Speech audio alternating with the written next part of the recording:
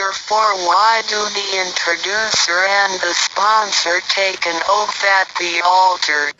第4章为什么银宝要立愿 Chapter 5 Why I should take an oath before receiving the Tao.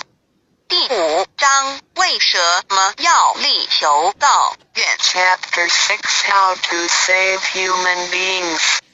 第6章如何求度众生 Chapter 1 Why are they congratulating me on receiving the Tao? Ladies and gentlemen, I would like to extend my heartiest congratulations to you, for this is your most auspicious day.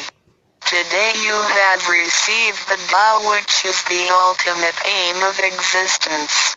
All of the Buddhas and saints attained the Tao in the past, and, by transcending the limitations of birth and death, had become immortal. That which you have received today is the same Tao.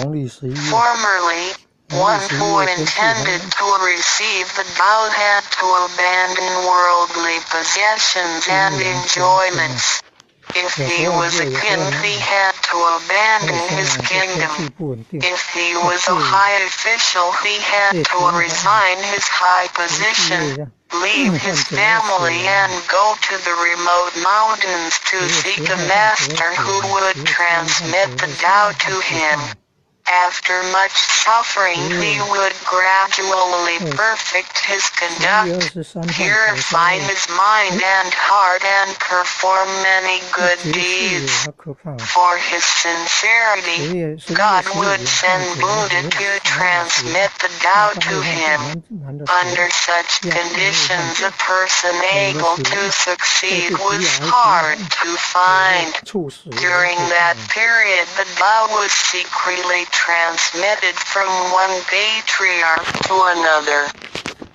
第1章为什么他们恭喜我求得天道？各位先生太太小姐，首先让我衷心的恭喜你们，因为今天是你们大喜的日子。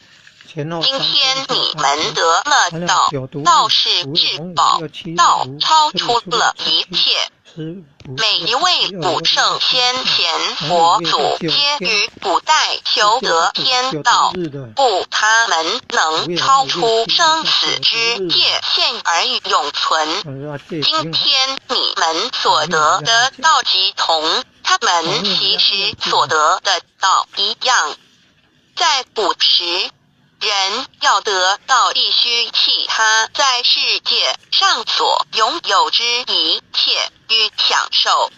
假如他是一位皇帝，也必须弃他的江山。假如他是一位大，他必须舍弃他的爵，离开家人，入深山寻访能够指点他途径，传授大道给他的名师。在他